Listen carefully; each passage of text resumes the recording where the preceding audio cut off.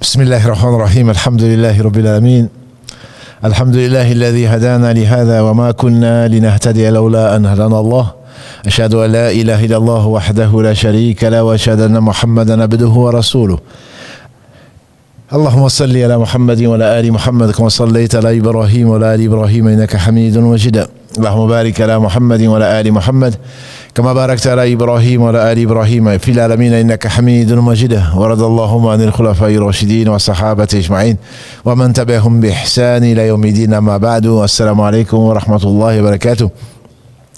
Mes sœurs, mes frères, les louanges, les éloges, les remerciements appartiennent tous à Allah. Le premier qui n'a pas de début, le dernier qui n'a pas de fin, l'apparent, le dominant sur toutes choses, le subtil, le bien informé. Nous le louons, nous revenons vers lui repentant, nous lui demandons protection contre les conséquences de nos péchés et les tendances de l'âme. Celui que Allah guide, nul ne saurait l'égarer. Celui qui est privé de sa guidée, nul ne saurait lui montrer le droit chemin. J'atteste donc qu'il est le seul digne d'adoration. J'atteste de la véracité, de l'exemplarité, de la prophétie de Mohammed ibn Abdillah, qu'Allah bénisse ce prophète, sa famille, ses compagnons et tous ceux qui les auront suivis dans le droit chemin, nous fassent l'honneur d'en faire partie. Donc bienvenue dans ce live, le deuxième épisode des adorations du cœur. Bienvenue donc à ceux de la mosquée sur Facebook, Instagram et également sur nos auditeurs, donc sur Darifton. Qu'Allah subhanahu wa ta'ala bénisse votre temps. Ensuite, jardin parmi les jardins du paradis, comme on le dit souvent, et c'est ce que nous a enseigné le meilleur des hommes, Muhammad sallallahu alayhi wa sallam, c'est que c'est les jardins où on se rappelle Allah subhanahu wa ta'ala. C'est les jardins du dhikr. C'est les jardins où Allah subhanahu wa ta'ala est mentionné, bien qu'il se passe de tout. De lui chante pureté sur tout ce qui est dans les cieux et tout ce qui est sur la terre, même si on ne comprend pas leur langage. Donc ce Seigneur subhanahu wa ta'ala, le sage par essence, par excellence, a créé tout sans besoin. Et il nous a informés dans sa miséricorde, c'est pourquoi nous avons été créés. Et il dit en effet dans la sourate Al-Dhariyat, sourate 51, verset 56, وَمَا خَلَقْتُ الْجِنَّ وَالْإِنسَ إِلَّا لِيَعْبُدُونَ ما أريد منهم من رزق وما أريد أن يطعمون إن الله هو الرزاق ذو القوة المتين. Je n'ai créé les djinns et les hommes qu'afin qu'ils m'adorent. Je ne leur demande ni subsistance ni autre chose. C'est Allah subhanahu wa ta'ala qui pourvoit à toutes les subsistances. Et donc c'est lui subhanahu wa ta'ala qui par miséricorde. Nous avons tous pris, comme nous le disons souvent, dans la sourate A'raf, sourate 7, verset 112, Allah dit quand il a tiré des reins d'Adam, sa progéniture. Nous avons tous attesté que nous n'adorons que lui. Donc ce n'est que par pure miséricorde qu'Allah nous a envoyé les messagers alayhim salatu wassalam, qu'il a conservé le livre, le seul qu'il a conservé qui est le Coran. Inna nahnu nazzalna dhikra wa inna lahu lahafidhun, comme il l'a dit dans la sourate Al-Hijr 15 verset 9, c'est nous qui avons fait descendre le dhikr, c'est nous qui nous chargeons de le conserver. C'est le seul livre qui a été conservé parmi les 114 livres, dirait Ibn Qayyim, qu'Allah lui fasse miséricorde, qu'il a fait descendre sur les différents messagers alayhim salatu wassalam. Donc pure miséricorde. On ne saurait jamais louer ce Seigneur comme il se doit. Il a conservé son message, envoyé le meilleur des hommes, Muhammad ibn Abdillah, à la meilleure des communautés, la communauté de Muhammad sallallahu alayhi wa sallam, et Allah nous a fait l'honneur d'en faire partie. Donc voilà un gage de sincérité, un gage de miséricorde. Et donc nous n'aurons, et personne n'aura d'excuses devant Allah subhanahu wa ta'ala au jour de la résurrection. Nous n'avons pas été créés pour nous amuser, nous n'avons pas été créés pour dormir ou pour manger ou pour travailler. Allah subhanahu wa ta'ala se passe de tout, il nous rappelle que ce monde et ce bas monde n'est pas grand chose, comme l'a dit le prophète sallallahu alayhi wa sallam, ala dunya mal'ouna, mal'oun ma fiha illa dhikra Allahi wa ma wala wa aliman wa muta'alliman. Ce monde n'est-il pas maudit? Maudit c'est qu'il contient sauf le dhikr d'Allah, parmi les cercles dans lesquels nous sommes, le dhikr d'Allah, le rappel d'Allah, et l'enseignant est celui qui est l'élève. Et ce qui peut lui être assimilé, ainsi que l'enseignant et l'élève. Donc nous avons été créés pour adorer Allah subhanahu wa ta'ala, et donc c'est la raison pour laquelle cette série nous paraît très importante pour nous certainement avant tout, et également pour tout un chacun. Les adorations donc du cœur. Pourquoi? Parce qu'il y a deux types d'adorations, comme on le sait, les adorations des membres, qui sont bien entendu importantes, celles sur quoi reposent les piliers de l'islam.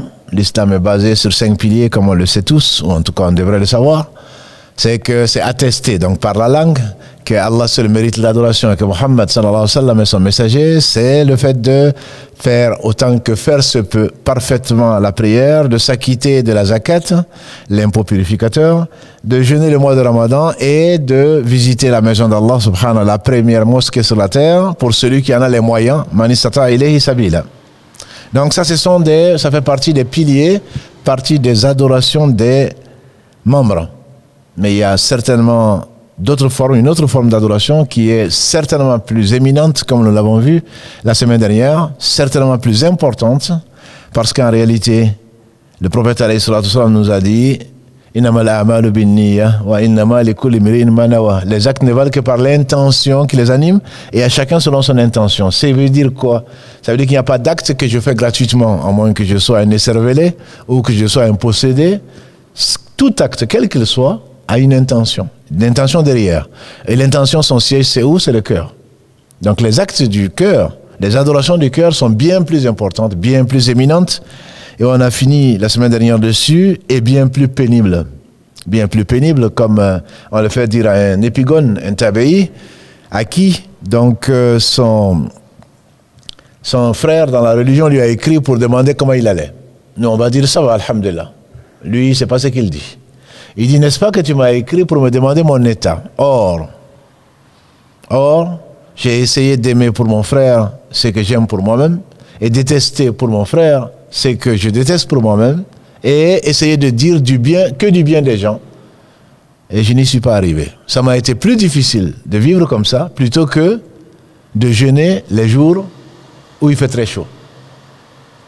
Jeûner, alhamdulillah, on le fait grâce à Allah. Même s'il fait assez chaud, Allah a créé la facilité, subhanahu wa ta'ala, mais le fait d'aimer pour son frère, c'est que l'on aime pour soi-même. Détester pour son frère, c'est qu'on déteste pour soi-même, n'est pas chose facile. Bien plus difficile de se priver du manger, du boire, des relations conjugales, du lever de l'aube au coucher du soleil, plutôt que de ne pas médire, de ne pas mentir, de ne pas tricher. Et tout ceci, bien entendu, c'est du domaine du cœur sur lequel l'homme sera interrogé et sur lequel, à partir duquel Allah subhanahu wa ta'ala va récompenser les gens. Le prophète alayhi salatu wasalam nous a averti: Inna Allah la yanzuru ila suwarikum wa la amwalikum walakin yanzuru ila qulubikum wa amalikum, aw kama qala sallallahu alayhi wa sallam. Allah ne regarde pas vos formes ni vos biens matériels, il regarde le cœur et vos actes. Les actes ne valent que par l'intention qui les anime. Et donc les adorations du cœur sont si importantes que si on le savait, on s'occuperait que de soi-même plutôt que de mettre en garde contre les uns et les autres. Allah nous a mis en garde contre notre ennemi qui est qui? Qui est Shaitan, dont la priorité est vraiment d'occuper le cœur, de t'occuper et d'occuper ton cœur par ce qui va te nuire, ce qui ne va pas t'être utile. Et donc les adorations du cœur sont de 5 types légaux, on dira, comme dans le fiqh, dans la législation ou la jurisprudence islamique, il y a 5 types donc d'actes. Il y a des actes qui sont obligatoires, il y a des actes qui sont recommandés, des actes qui sont interdits, des actes qui sont reprouvés ou non recommandés, et les actes qui sont licites, entre guillemets, et donc qui ne sont ni recommandés ni reprouvés. Ce sont les 5 catégories dans le fiqh où on qualifie les actes. Or, le cœur est vie. Le corps est vie, que dis-je? C'est vraiment la vie même du cœur qui est la réalité. Parce que quand il est mort, la personne est morte tout en vivant parmi les vivants. Et donc c'est pour cela qu'aujourd'hui, Inch'Allah, on va voir les catégories d'actes d'adoration du cœur, par la permission d'Allah subhanahu wa ta'ala, avec Karim, donc à la technique. Et nous prévenons, Allah a décrété ce qu'il a décrété, ça va arriver, on ne sait pas. Malgré donc, bon, pour ceux qui ne sont pas en France, ils vont certainement pas se plaindre de ce que nous considérons comme être de la canicule, mais ce n'est vraiment pas grand-chose, 35 degrés au plus, et alors que Dieu seul sait ce qui se passe au désert et ailleurs. Donc il se peut, malgré les précautions qui sont prises, il se peut donc qu'il y ait des bugs, et éventuellement même qu'il y ait des coupures, et vous n'allez pas nous en vouloir, j'espère, Inch'Allah, et alhamdoulilah, Karim a une technique, donc on va enregistrer néanmoins, même s'il y a des bugs, et ensuite le rediffuser donc sur nos supports, Ça ne va pas être bien sûr immédiat, il va les traiter, il va vous le refuser au cas où Allah aura décrété. Donc qu'on ne restera pas très longtemps ensemble cet après-midi, ça peut arriver. Ça est souvent arrivé en fin printemps et en été. Parce que Toulouse étant Toulouse, il fait quand même souvent 40 degrés et nous ne sommes pas à plaindre. Alhamdulillah. Qu'Allah nous préserve surtout du châtiment de l'enfer, qui est 70 fois plus chaud que le feu de ce bas monde, comme nous l'a prévenu le prophète sallallahu alayhi wa sallam. Donc, quelles sont les adorations du cœur qui sont obligatoires? Les adorations du cœur sont obligatoires, il y en a, à commencer par ce dont on vient de parler, l'intention qui doit être sincère. L'intention doit être sincère, et ce qu'il faut, peut-être, il faut revenir à la base, c'est que Allah n'accepte, les actes ne valent que par l'intention qui les anime. Allah n'accepte une adoration, quelle qu'elle soit, qu'à trois conditions. À trois conditions. La première condition, c'est al-ikhlas. On dira plutôt, c'est l'islam. C'est l'islam, puisque Allah dit dans la sourate Al-Imran, verset 19, « Inna dina inda Allahi l'islam ». Chez Allah, la religion, c'est l'islam. Que je m'explique. Tout est soumis bon gré, mal gré à Allah, subhanahu wa ta'ala. Tout est musulman. Sauf quelques hommes, quelques djinns, qui refusent de se soumettre à Allah. Et donc, tous les gens qui ont suivi les prophètes, alayhim salam, depuis Adam, alayhi salam, depuis le premier messager, Nuh, jusqu'à Muhammad, alayhi salam, tous ceux qui les ont suivis dans la droite voie sont musulmans. Tous ceux qui existent en dehors de ces deux catégories, les hommes et les djinns, sont musulmans. Voilà. Mais ils seront jugés, à moins qu'Allah fasse miséricorde et ne nous juge pas, ils seront jugés, mais ils ne seront pas récompensés. Les seules catégories qui seront récompensées seront donc les hommes et les djinns, pour ce qu'ils auront fait volontairement, parce que Allah, dans sa miséricorde, dans sa justice, nous a avertis, et on le sait, notamment dans la sourate Al-Ahzab 33, verset 72, quand Allah nous a avertis, « Inna aradna al-amanata ala samawati wal-ardu wal-jibal » nous avons proposé la liberté, entre guillemets, à l'amana, aux cieux, à la terre et aux montagnes. Ils ont été effrayés, ils ont décliné l'invitation. Quant à l'homme, il s'en est chargé.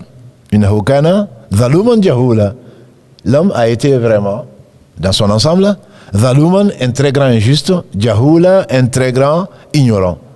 Et donc, ceux qui ont prêté allégeance, ceux qui ont affirmé, ceux qui ont promis à Allah subhanahu wa ta'ala de l'adorer sans rien lui associer, comme on a vu dans la sourate Araf, verset 112, ceux qui ont promis et qui n'ont pas tenu promesse seront donc par la mise dans la justice d'Allah subhanahu wa ta'ala, auront à rendre des comptes et ensuite seront châtiés, à moins que sa miséricorde l'emporte. Quant aux autres, même deux béliers, comme on en a souvent parlé, c'est effrayant. Et qu'Allah bénisse Muhammad sallallahu alayhi wa sallam, qui nous a dit, si vous saviez ce que je sais, vous rirez peu et vous pleurerez beaucoup. Et vous n'irez même pas à vos femmes. En effet, deux béliers, comme l'a dit le prophète sallallahu alayhi wa sallam, un bélier qui a des cornes, l'autre qui n'a pas de cornes, le bélier qui a des cornes, dans ce bas monde, si c'est battu avec un bélier qui n'a pas de cornes, a pu prendre le dessus. En tout cas, on peut l'imaginer. Le bélier qui n'a pas de cornes, au jour du jugement dernier, qui a subi l'assaut du bélier qui a des cornes, va demander à Allah subhanahu wa ta'ala sa justice. Et Allah va faire que le bélier qui n'a pas de cornes, qui avait subi l'assaut dans ce bas monde-là, va se venger sur le bélier qui a des cornes. Et ensuite, qu'est-ce qu'il a dit le prophète sallallahu alayhi wa sallam? Ensuite, ils vont devenir poussière. C'est-à-dire, Allah va trancher tous les différents. Et ensuite, ce qui n'est pas homogène, il les mettra, et ils vont devenir poussière après avoir été jugés. Même les animaux entre eux, les injustices qu'ils feront seront tranchées au jour du jugement dernier. C'est dire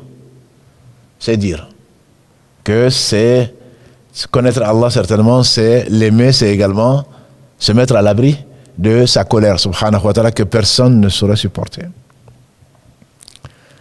Donc nous disions que la première condition pour que Allah accepte, c'est lui qui se passe de tout. C'est lui le riche, celui qui se passe de tout, Al-Hamid, le digne de louange.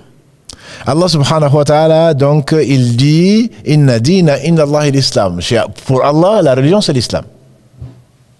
Il dit également dans la même sourate Ali Imran, verset 85, وَمَنْ يَبْتَغِ غَيْرَ الْإِسْلَامِ دِينًا فَلَنْ يُقْبَلَ مِنْهُ وَإِنَّهُ فِي الْآخِرَةِ مِنَ الْخَاسِرِينَ. Allah dit dans la sourate 3, verset 85, celui qui recherche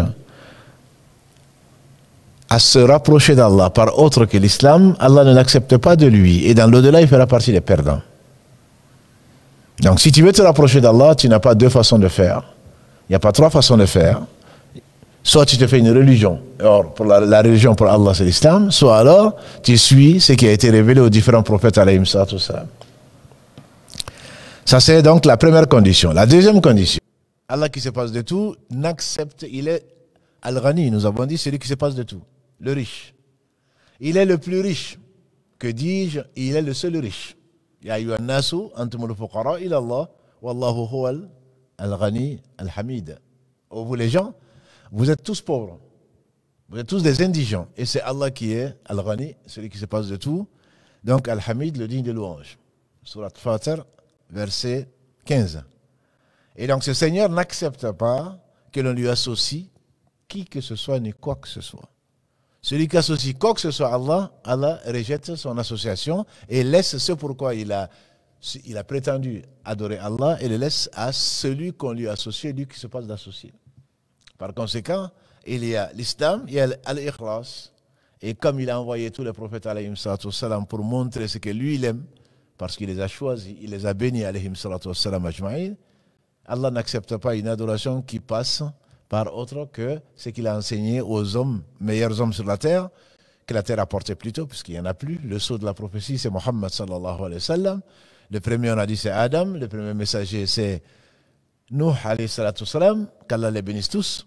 Et donc, c'est lui qui veut adorer Allah comme il le veut, il adore ses passions, puisqu'il n'est pas prophète, et il adore autre chose que Allah. Donc, Allah n'accepte n'importe quelle adoration, lui qui se passe de tout, que à ces trois conditions-là. Souvent on parle de deux, al-ikhlas wal-mutaba'a, la sincérité vis-à-vis d'Allah, qu'on développera, Inch'Allah, dans cette série, puisqu'elle est tellement importante, et mutaba'a, le fait de suivre Muhammad sallallahu alayhi wa sallam, qui a été envoyé comme miséricorde pour les univers, alayhi salatu wassalam.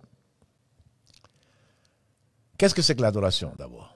L'adoration, la définition la plus courante, peut-être la plus juste, puisqu'Allah a voulu qu'elle reste dans beaucoup de livres et sur beaucoup de langues des gens de science, c'est tout acte, intérieur ou extérieur, on dira parfois tout acte du cœur, de la langue et des membres que Allah aime et agrée.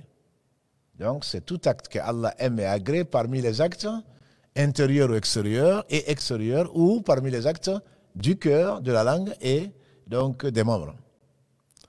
Donc une fois qu'on a défini qu'est-ce que c'est que l'adoration? Donc ça veut dire que tout ce que l'on fera pour, visant par là la face noble d'Allah subhanahu wa ta'ala, dont il gratifiera donc la contemplation dans le paradis. C'est la plus grande joie qui sera accordée aux gens qu'il a aimés, qui sont les gens du paradis. Une fois qu'ils seront au paradis, qu'Allah nous compte parmi ceux-là, par sa miséricorde, personne ne rentre au paradis par ses actes d'adoration, qu'on a pu faire que grâce à Allah, qu'on a pu purifier que grâce à Allah. Et donc, une fois cela arrivé, Allah subhanahu wa ta'ala va demander qu'on enlève le voile et il ne sera donné à personne d'avoir une joie aussi intense et qui est expliquée entre autres donc, par les gens de science, notamment le meilleur d'entre eux, Mohammed sallallahu alayhi wa sallam, à propos donc, du verset de la sourate Yunus, dans le sens de Aziyada. Aziyada, c'est le rajout, c'est le plus. Donc non seulement c'est le paradis, et celui qui rentre au paradis ne sera pas malheureux. C'est ce qu'aucun œil n'a vu, aucun n'aurait entendu parler, même dans l'imagination n'est passé, dans l'esprit de personne. Mais en plus de ça, de cette où il n'y aura pas de défécation, il n'y aura pas d'urine, il n'y aura pas de fatigue, la clim, elle est parfaite, ni chaleur, ni fraîcheur, je veux dire ni froideur, et on n'aura pas faim, qu'Allah nous compte vraiment. Et c'est pour cela que celui qui connaît Allah, celui qui connaît vraiment, qui croit en sa promesse, ne va pas vendre la vie éternelle pour la vie de ce bas monde. Même si la vie de ce bas monde sert bien entendu à travailler pour la vie donc dernière. Ce Seigneur subhanahu wa ta'ala donc a voulu que tout ce qui est dirigé vers lui, qu'on appelle donc adoration, se rapprocher vers lui doit, on a dit, avoir des deux autres conditions qui sont l'ikhlas ou la mutaba, donc d'être sincère et également donc de suivre la voie tracée par Muhammad sallallahu alayhi wa sallam et conservée grâce à Allah par le fait de choisir des gens qui sont nos savants, qu'Allah les bénisse tous, qui sont les héritiers des prophètes alayhim salatu wassalam. Cela nous amène à parler de l'innovation. Quelles sont les règles donc de l'adoration, parmi lesquelles il y a le fait qu'Allah a interdit l'innovation. Les gens de science, qu'Allah les bénisse, ils disent que les hadiths du prophète sallam, dire acte et acquiescement du prophète sallam, au moins dans la science du hadith, sont basés sur quelques hadiths. On peut les résumer, comme An-Nawawi et d'autres les ont résumés dans les 40, et même dans les 40, on les résume généralement sur 3 hadiths. D'après l'imam Ahmad ou d'autres, qu'Allah leur fasse miséricorde. Le premier de tous les hadiths qui est au début d'Al-Bukhari, qui est au début d'An-Nawawi ou d'autres, c'est « Innamal a'malu binniyat wa innama likulli imri'in nawa ». Tous les actes dépendent de l'intention et à chacun selon son intention. Le deuxième, ça, on dit que tous les actes sont jugés, tous les aspects intérieurs, toute adoration du cœur est basée sur ce hadith-là. Ensuite, l'adoration extérieure, on ne dit pas qu'un tel est hypocrite ou que Allah n'a pas accepté, Allah seul sait. Mais toute adoration extérieure qui n'est pas basée, ça c'est le hadith d'Aïcha, notre mère, qu'Allah l'agrée, celui qui apporte à notre religion une chose qui ne lui appartient pas, cette chose est à rejeter. Cela veut dire donc que tout acte, tu as beau vouloir Allah, et Allah seul sait ce qui est dans ton cœur, nous on ne peut pas le juger, on n'a pas à le juger. Tout acte qui est dirigé, un acte d'adoration, mais qui ne suit pas ce que Allah aime, puisque Allah a suscité les meilleurs des hommes, et le meilleur d'entre eux, c'est Muhammad sallallahu alayhi wa sallam, pour nous montrer ce qu'il aime. Donc tout acte qui vise à adorer Allah et qui n'est pas conforme à ce que Allah a aimé et agréé, donc adoration, est rejeté systématiquement.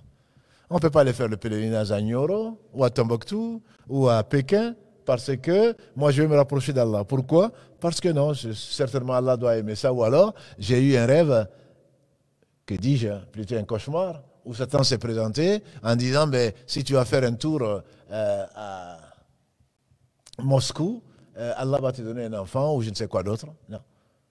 Donc tout ce qu'on appelle dans l'islam, les gens de science, yani al-aqida, yani tawqifi. C'est-à-dire waqf en arabe, yani waqafa, c'est arrêter. Tawqifi, c'est quelque chose qui ne bouge pas, qui est immobile, qui est stable, et on ne peut pas rajouter à quoi que ce soit à ce qu'a apporté le prophète sallallahu alayhi wa sallam, et Allah a attesté dans la sourate Maïda, sourate 5, verset 3, qu'il a complété la religion. Après Muhammad sallallahu alayhi wa sallam, il n'y a pas d'autre façon, il n'y a pas d'autre religion, il n'y a pas d'autre voie. Comme il a dit alayhi salatu wassalam, Allah le confirme bien sûr à Arafat, lors de son dernier pèlerinage, quand il a révélé ce verset 3 de la sourate 5, mais également pendant son discours, quand il a dit alayhi salatu wassalam, je vous laisse 2 choses. Si vous vous attachez, jamais vous ne serez égarés. Kitabullah, le livre d'Allah subhanahu wa ta'ala, c'est le Coran, wa sunnati, et ma façon d'agir.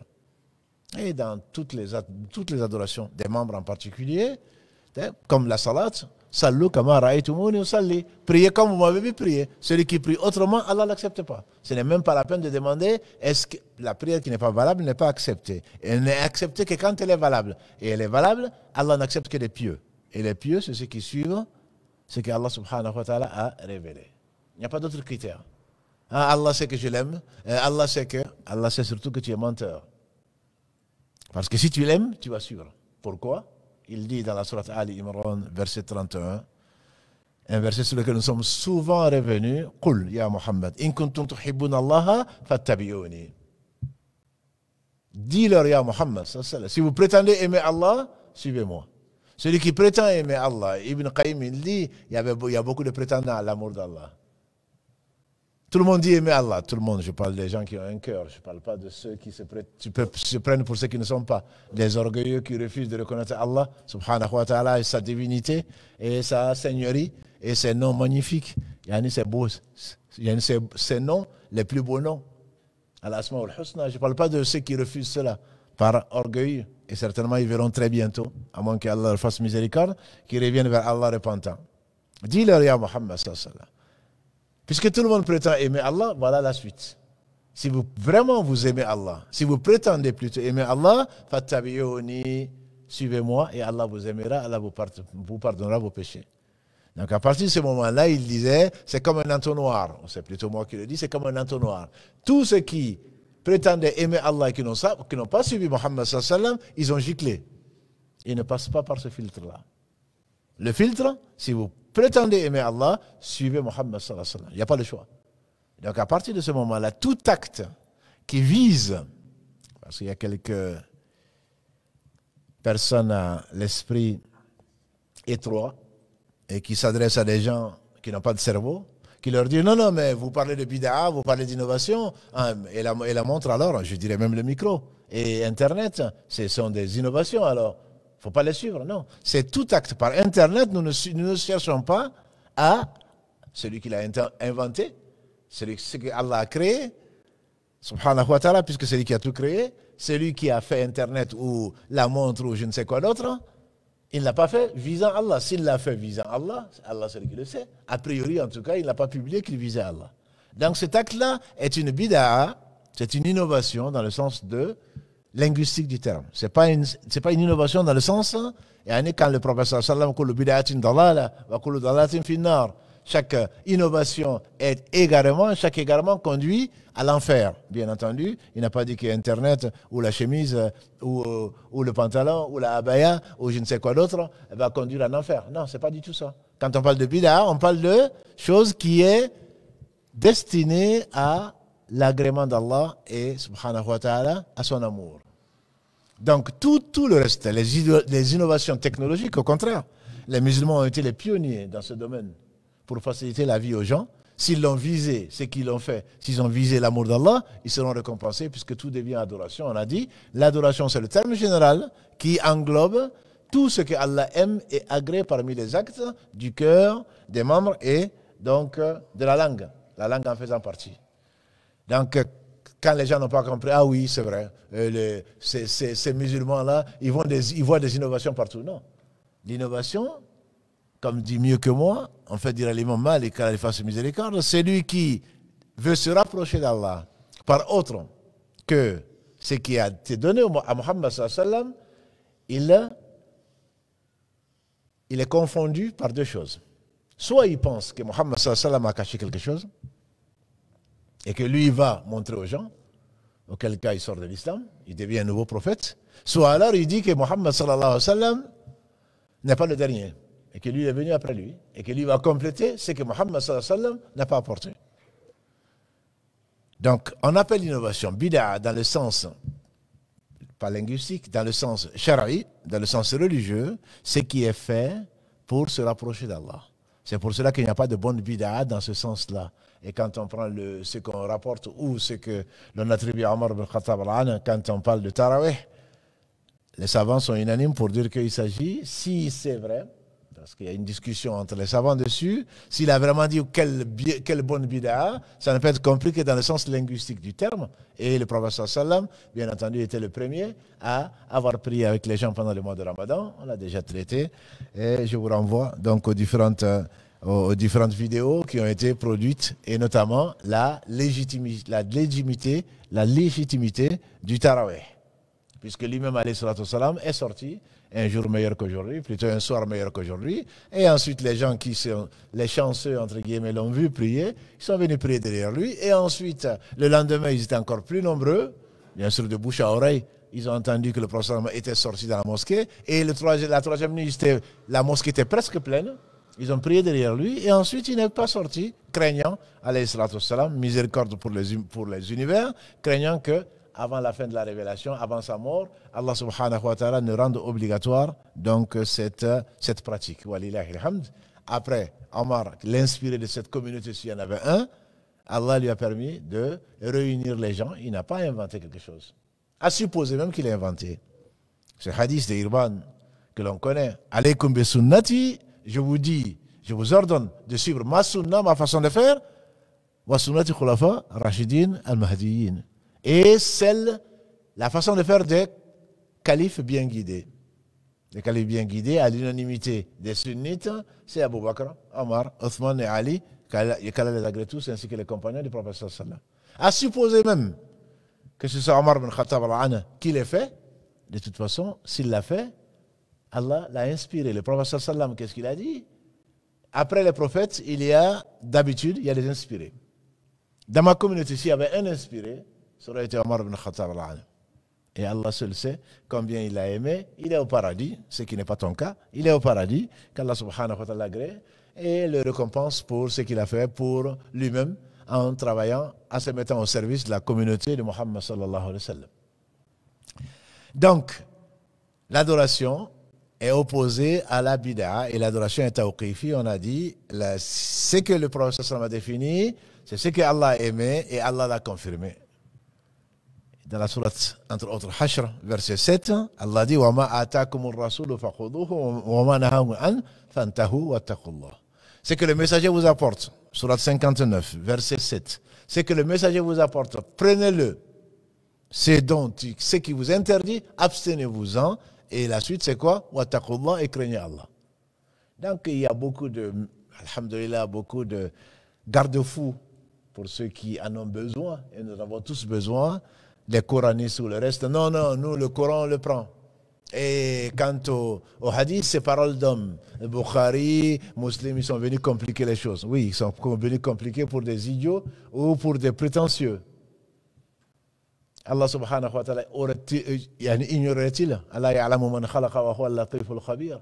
qu'il y a des gens qui prétendent aimer Allah et ensuite qui suivent leur passion en disant que le Coran, ça va, le Coran a été révélé sur qui?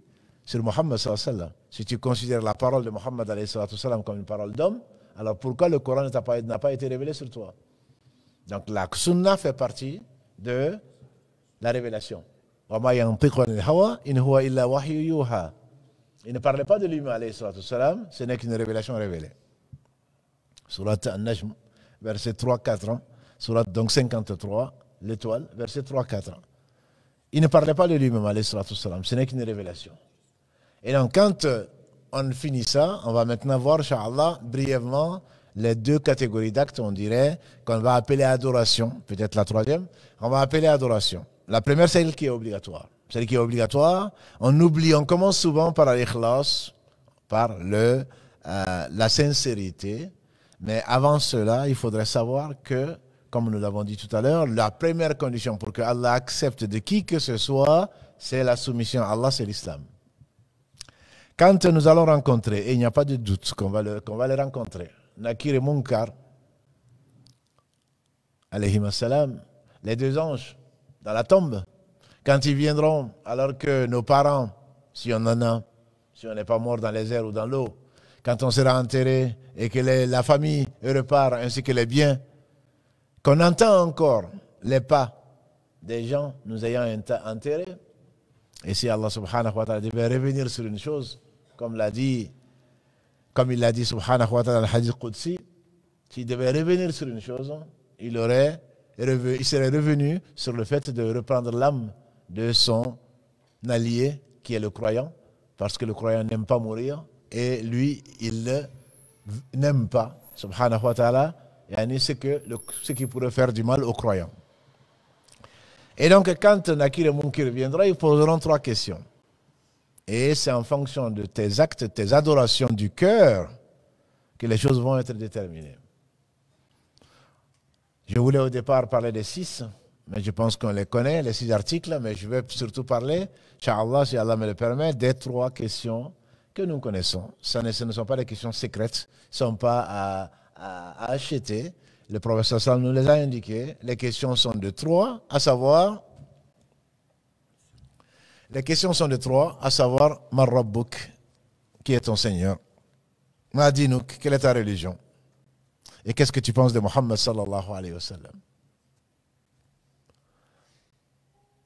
Les 3 questions sont donc, qui est ton Seigneur? Quelle est ta religion? Et qu'est-ce que tu penses de Muhammad sallallahu alayhi wa sallam? Ça veut dire quoi? Ça veut dire que tu seras interrogé sur le contenu de ton cœur au moment où tu es mort. Qu'est-ce que tu as fait de ta vie ici-bas? Qu'est-ce que tu as fait de ta vie d'ici-bas?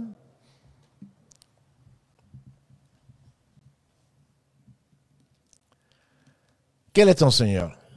Quel est ce que tu as adoré dans ce bas monde? Tu as adoré dans ce bas monde tes passions ou une fausse divinité, et Allah seul sait qu'il y en a, ou tu as adoré le Dieu unique, celui qui a créé les cieux et la terre sans besoin, le premier qui n'a pas de début, le dernier qui n'a pas de fin, l'apparent, le dominant sur toutes choses, le riche, subhanahu wa ta'ala, le beau, le majestueux, le miséricordieux, le pardonneur par essence, par excellence. Lahul asma'ul husna. Tous les beaux noms lui appartiennent, subhanahu wa ta'ala. Alors si effectivement c'est lui que tu as adoré, tu pourras répondre, Rabbi Allah. Mon Seigneur est Allah. Si tu pourras y répondre, ce n'est pas parce que tu as révisé avant de mourir. Parce que ne sortira ce jour-là que ce qui était dans ton cœur, ce que tu as mis en pratique. يثبت الله الذين آمنوا بالقول الثابت في الحياة الدنيا وفي الآخرة. Les savants, ils expliquent le verset de la sourate Ibrahim, alayhi salam, يثبت الله الذين آمنوا. Allah a raffermi les croyants. De la parole ferme, on dit la ilaha illallah. La parole ferme, la ilaha illallah, في الحياة الدنيا وفي الآخرة, dans la vie de ce bas monde et dans l'au-delà. Parce que dans cette vie, tu as considéré Allah subhanahu wa ta'ala comme l'élevé, le parfait dans son essence, dans ses noms et attributs et dans tous ses actes. Tu as considéré Allah subhanahu wa ta'ala sans jamais rien lui associer. Et cette chose est une chose qui est obligatoire. Que dis-je? C'est la chose la plus importante, c'est la plus obligatoire, la connaissance de ton Seigneur, qui tu as adoré. Le prophète alayhi salatu wassalam nous a expliqué dans nombreux hadiths, parfois longs, quand l'ange de la mort se rapproche du serviteur d'Allah subhanahu wa ta'ala pieux, il lui passe le salam en restant un peu éloigné pour ne pas l'effrayer jusqu'à la fin du hadith. Et il dira, mon Seigneur Allah, quand l'âme redescend du 7e ciel, alors qu'on lui avait ouvert le premier ciel, le second jusqu'au 7e, le temps qu'on l'enterre, que les deux anges traversent la terre, et il n'y a pas de béton qui les empêche. Et ils vont faire asseoir, même dans un cercueil, ils vont faire asseoir le mourant, enfin celui qui est mort, ils vont lui poser ces trois questions-là. Et donc l'adoration du cœur, la première adoration, la chose la plus importante, c'est la connaissance de ton Seigneur. Connaissance qui doit se traduire plutôt par son amour, qui est obligatoire, qui également par le fait de mettre ta confiance en lui, le tawakkul. Le fait de raja, le fait que tu mettes espoir à Allah et à personne d'autre. Al-khawf, que tu le craignes, subhanahu wa ta'ala, la piété, tout ceci sont des choses qui sont obligatoires. Si ce n'était pas obligatoire, Allah n'aurait pas interrogé la personne dessus. Allah a rendu obligatoire, c'est sans quoi on ne serait pas des hommes. Il définit qu'est-ce que c'est que le bien. Et le bien, c'est ce qu'Allah a considéré comme bien. Et c'est lui qui sait, subhanahu wa ta'ala. Quand il dit, entre autres, dans Ayatul Birr, dans la sourate Al-Baqarah, Allah dit, selon les riwayat, Laysa al-birru ou laysa al-birra, an tuwallu wujuhakum qibla al-mashriq wal-maghrib, walakin al-birra man amana billahi, jusqu'à la fin du verset. Allah dit, le bien ne consiste pas à tourner ta face vers l'Orient ou l'Occident. Donc ça, c'est les adorations, entre guillemets, physiques, par les membres. Walakin al-birra, Allah dit non, par contre le vrai bien est ce que tu crois en Allah, en ses livres, en ses anges, en ses livres, en ses messagers, et seulement après il définit quelques adorations des membres. Et donc le bien, c'est avant tout de connaître qui est ton Seigneur. Quand je dis connaître, c'est le domaine, c'est où? C'est le cœur. C'est une adoration, c'est la chose la plus importante dans ce bas monde, la connaissance du cœur. Pour le minimum qu'il faut que chacun connaisse. Mar Rabbuk, quand on va te poser la question, et quand on va te poser les deux autres questions, le prophète sallallahu alayhi wa sallam a dit, le croyant il dira, mon Seigneur est Allah, ma religion est l'islam, Muhammad sallallahu alayhi wa sallam est mon prophète. On lui dira, qu'est-ce qu'il t'a appris? Il m'a appris le Coran. Il m'a appris le Coran. Quant à l'hypocrite, c'est-à-dire celui qui avait toutes les apparences du musulman, qu'Allah nous accorde la sincérité. Celui à qui on a accordé la main d'une femme musulmane. Celui à qui on a confié et que les musulmans considéraient comme un musulman. Il l'était effectivement, mais il n'était pas croyant. Il n'était pas croyant. Quant à l'hypocrite et celui qui ne croyait pas à Allah, il répondra quoi? La adri. Je ne sais pas. Je n'ai fait que répéter. Quant à l'hypocrite, c'est que les autres répétaient. C'est-à-dire il avait les adorations des membres, comme les croyants. Mais en réalité, ce n'est pas le cas. Les membres bougeaient, mais en réalité le cœur, il était exempt de foi. Il a fait croire aux gens, mais pas à Allah bien sûr qui sait tout, qu'il était croyant alors qu'en réalité il ne l'était pas. Donc ce jour-là, c'est ce qui est dans le cœur, le contenu du cœur qui va.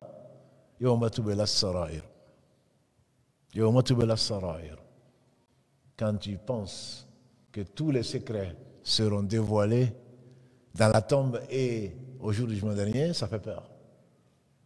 On ne peut rien cacher à Allah subhanahu wa ta'ala.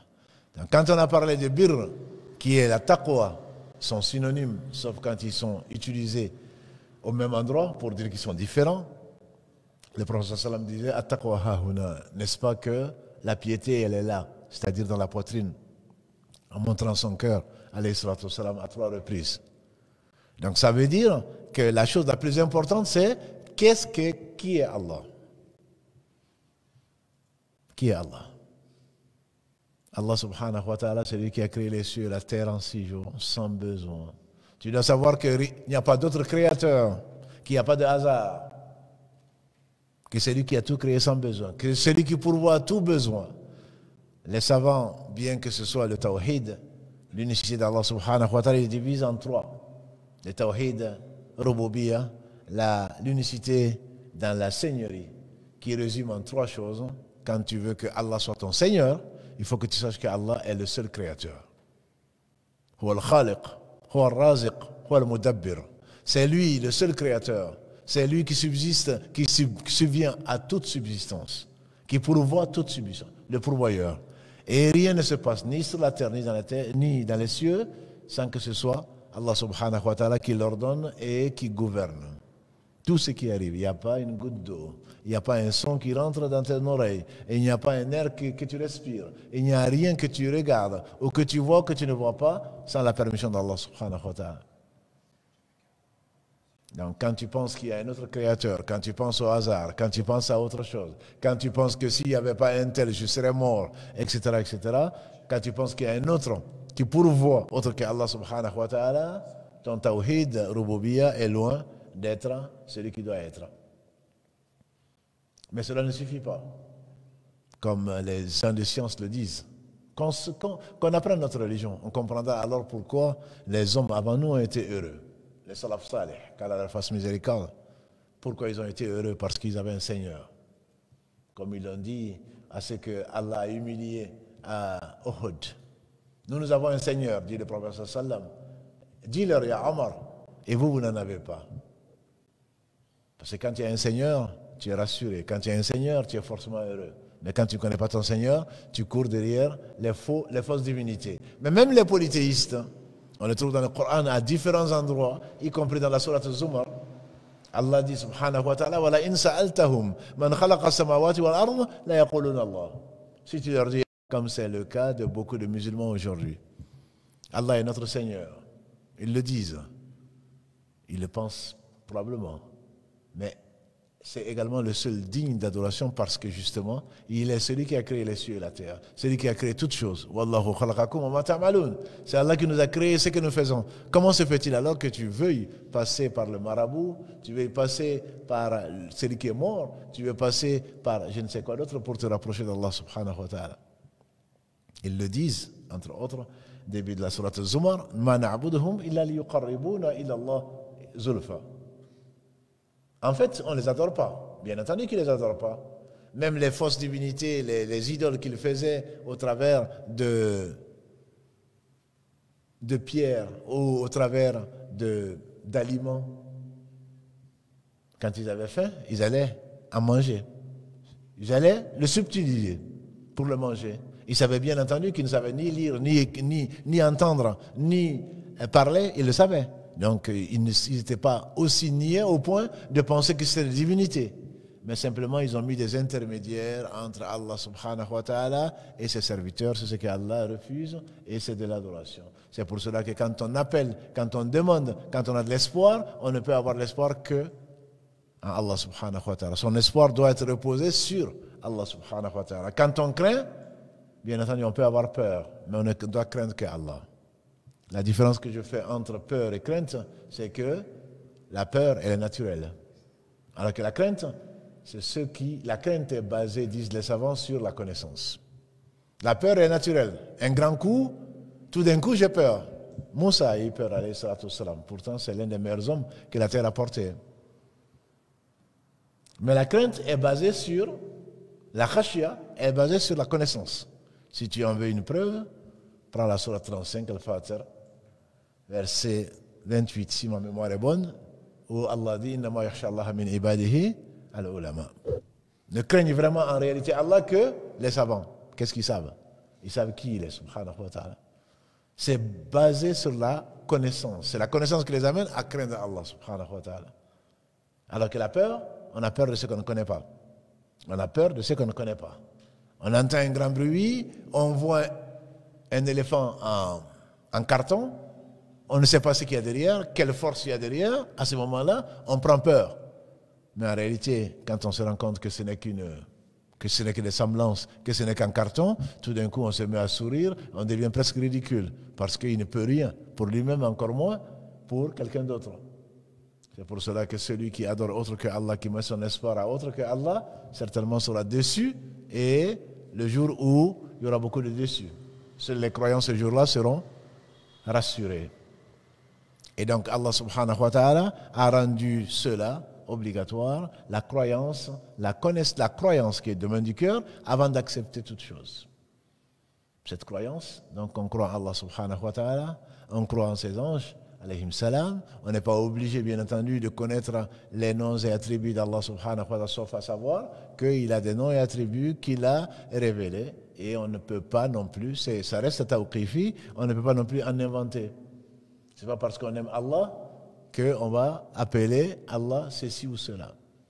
Allah a des noms les plus beaux, ils sont plus que 99, contrairement à ce que beaucoup de musulmans pensent, avec leur chapelet emprunté d'autres religions, de 99. Allah a 99 noms, celui qui les mémorise. Cette mémorisation, disent les savants, c'est celui qui les retient, qui les comprend, qui les met en pratique, qui invoque Allah avec, rentrera au paradis. Il ne s'agit pas de les garder sur un chapelet et de faire le tour en ayant l'esprit ailleurs. Non. Allah a révélé ses noms et attributs, ses noms en particulier, ses attributs, pour qu'on le connaisse et pour qu'on l'adore avec ses attributs. Allah est bon, il aime la bonté. Allah pardonne, il aime les gens qui pardonnent. Allah est généreux, il aime les généreux. Etc., etc. Par contre, il y a des noms et attributs qu'on ne saurait, qu'il est formellement interdit d'utiliser, ou des attributs surtout, comme l'orgueil, et il est, subhanahu wa ta'ala, le seul à pouvoir le faire, ou d'autres, incha'Allah, sur lesquels on n'insistera pas aujourd'hui. Donc il faut connaître, savoir que Allah subhanahu, il est le seul Rabb, le seul vrai Seigneur, celui qui a tout créé sans besoin, à lui tout reviendra, et sans lui rien ne se réalise. Il n'y a pas un clin d'œil qui puisse se faire, il n'y a pas un mouvement. C'est pour cela que l'une des plus belles expressions qui est ce qui est pour ce qu'ils ont fait dans ce bas monde de la multiplication, c'est cette expression, la hawla wa la quwwata illa billah. Il n'y a de force et de mouvement que par Allah. Quand on rentre dans le cœur, alors on sera certainement tranquille. Et rien n'arrive sur la terre, ni dans les cieux, sans que Allah l'ait décrété. Or, Allah, tout ce qu'il a décrété, c'est la sagesse elle-même. Et donc ce Seigneur, il faudrait le connaître pour l'aimer. Parce que quand tu le connais, certainement tu vas l'aimer. C'est en tout cas la constatation, et c'est une vérité, des anciens. Les anges, alayhim salam, il faut savoir qu'ils existent et qu'ils sont parmi nous, que dans le ciel, il y a des anges, et que les anges qui sont cités dans le Coran, au moins avoir foi à cela, qu'ils ont des ailes, comme Allah le dit dans la sourate, donc qu'il cite, subhanahu wa ta'ala, et quand il y a l'ange de la mort, que les anges ne peuvent rien pour eux-mêmes, qui ne mangent pas, qui ne boivent pas, qui ne sont même pas des obéissants, et qu'Allah subhanahu wa ta'ala donc les a chargés de mission et qui sont obéissants. Ceux qui sont cités dans le Coran, on croit à cela. Ceux qui sont cités dans la Sunna, on y croit également, puisque c'est ne pas croire à Muhammad sallallahu alayhi wa sallam si on ne croit pas à cela. Mais ils ne sont pas très nombreux à être connus tout en sachant plutôt que Allah subhanahu wa ta'ala n'a besoin de rien, ni d'anges, ni quoi que ce soit. Et surtout le nombre d'anges, seul Allah subhanahu wa ta'ala le sait. Un jour meilleur qu'aujourd'hui, le prophète sallallahu alayhi wa sallam disait, il a entendu un bruit, il a dit que c'est la terre qui se plaint. Il a dit, c'est le ciel plutôt qui se plaint. Il a dit, alayhi salatu wassalam, et il a raison de se plaindre. Dans le ciel, il n'y a pas l'espace de 4 doigts qui sépare 2 anges, en train de se prosterner devant le Seigneur subhanahu wa ta'ala. Or, le prophète sallallahu alayhi wa sallam nous a dit, quand il est monté, qu'il a vu Ibrahim alayhi salam adossé à Bayt al-Ma'amour, à la maison peuplée, l'équivalent de ce qui est au 7e ciel, qui surplombe la Kaaba, il a dit alayhi salatu wassalam, dans cette maison rentrent 70 000 anges par jour et ils ne reviendront pas jusqu'au jour du jugement dernier. Donc les anges, on ne va pas les invoquer, on ne va pas demander à Jibril, alayhi salam, ni à Mikaïl, on ne va pas leur demander quoi que ce soit. Quand on demande à Allah. Ça fait partie des choses qui sont obligatoires dans la croyance. On va croire à tous les messagers, alayhi salam. On dit qu'il y en a eu 315 parmi les 120 000 ou 124 000 prophètes qui sont les meilleurs des hommes et parmi lesquels les ulul azm min ar-rusul qui sont cités. 25 messagers sont cités dans le Coran. Cela, on doit ajouter foi. Et Muhammad sallallahu alayhi wa sallam lui-même ne connaissait pas tous les prophètes, ni tous les messagers. Certains que Allah lui a cités et pas d'autres. Donc on ne va pas être interrogé sur cela. Par contre, ceux qui sont cités dans le Coran, il n'y a pas de doute qu'on doit ajouter foi à cela. Parmi lesquels donc les 5 dans l'ordre chronologique, Nuh, Ibrahim, Moussa, Isa et Muhammad alayhi salatu wassalam. Que Allah a choisi donc ceux-là et que Allah a révélé, a donné des livres à certains d'entre eux, dont la Torah, Al-Injil, Al-Zabour, l'Évangile, les psaumes et le Coran. Les 114 livres, disait Ibn Qayyim, qui ont été résumés dans les 4 que je viens de citer, et les 3 premiers, la Torah, l'Évangile, les psaumes, ont été consignés dans le Coran que Allah a conservé, subhanahu wa ta'ala. Et jusqu'à ce qu'il décide donc de la fin de ce monde-là, et le Coran remontera comme il l'aura décrété, subhanahu wa ta'ala, comme nous en avons été informés par Muhammad sallallahu alayhi wa sallam. On va croire également donc que ce Coran est infalsifiable. Il contient que la vérité. Ce n'est pas la parole de Muhammad sallallahu alayhi wa sallam, c'est la parole d'Allah subhanahu wa ta'ala. Et dans le Coran, comme dans les autres livres révélés, Allah subhanahu wa ta'ala nous a parlé d'un jour terrible qui est le jour du jugement dernier. Celui qui ne croit pas au paradis ne va pas y rentrer. Celui qui ne croit pas à l'enfer va y rentrer. Celui qui ne croit pas au jour du jugement dernier et ses affres et ses bienfaits va les subir et il sera étonné. Et celui qui ne croit pas à un seul prophète n'est pas musulman. Il ne s'agit pas de les citer comme on a dit, mais il suffit de croire qu'ils sont tous musulmans, tous soumis à Allah subhanahu wa ta'ala, que sont les meilleurs hommes que la terre a portés. Il faut croire au destin, enfin, parce que le temps passe vite. Très rapidement, le destin, c'est le fait de savoir que Allah est sage et Allah est omniscient. C'est lui, subhanahu wa ta'ala, qui a créé la première créature qu'il a faite, c'est la plume. Il a dit au qalam d'écrire, le qalam dit, Seigneur, qu'est-ce que j'écris? Allah dit, écris tout ce qui va arriver jusqu'à la fin des temps. Et par celui qui détient l'âme de Muhammad sallallahu alayhi wa sallam dans sa main, c'est-à-dire Allah subhanahu wa ta'ala, la plume est levée et l'encre a séché. Et rien qui doit arriver ne saurait manquer. Et rien qui n'est pas arrivé ne pouvait arriver. Et les compagnons du prophète sallallahu alayhi wa sallam étaient unanimes pour dire que celui qui meurt en pensant d'une chose qu'il n'a pas eue, qu'il aurait pu l'avoir, ou d'une chose qu'il a eue, qu'il aurait pu ne pas l'avoir, celui-là il va en enfer. Et les anciens, alhamdulillah, ils étaient heureux. L'un des secrets de leur bonheur, c'est Allah bien sûr qui leur a donné, c'est le fait de croire au destin.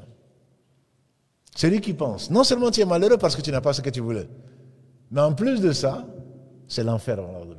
Une chose qui arrive, c'est que ça devait arriver. Rien ne peut arriver sur la terre, ni dans les cieux, sans la permission d'Allah. Et Allah a déjà décrété dans sa sagesse et dans sa volonté agissante, subhanahu wa ta'ala, dans son pouvoir de création. Il est le seul créateur.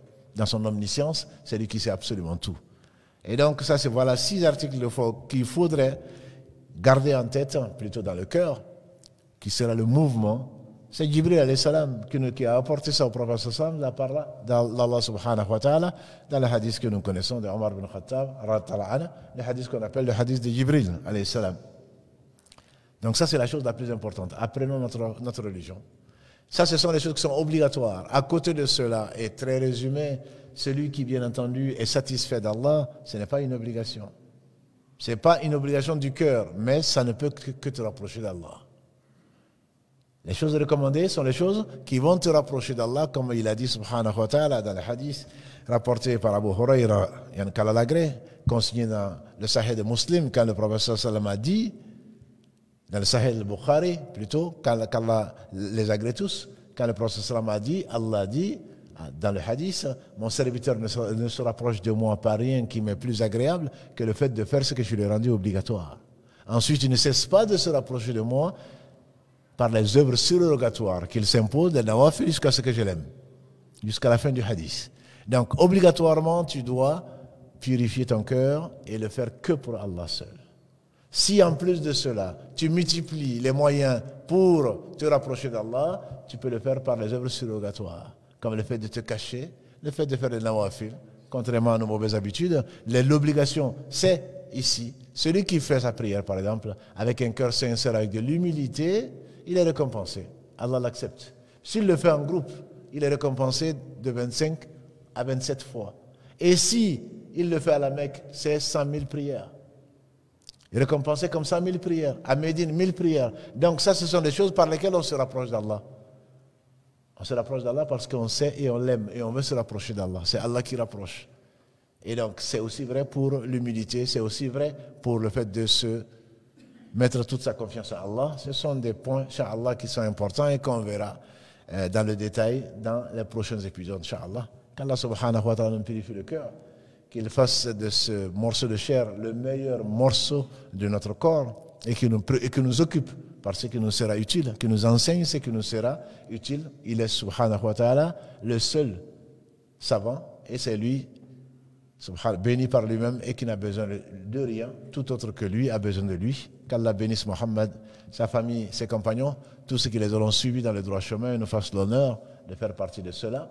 سبحانك اللهم وبحمدك أشهد أن لا إله إلا أنت أستغفرك وأتوب إليك سبحان ربك رب العزة عما يصفون والسلام على المرسلين والحمد لله رب العالمين والسلام عليكم ورحمة الله وبركاته.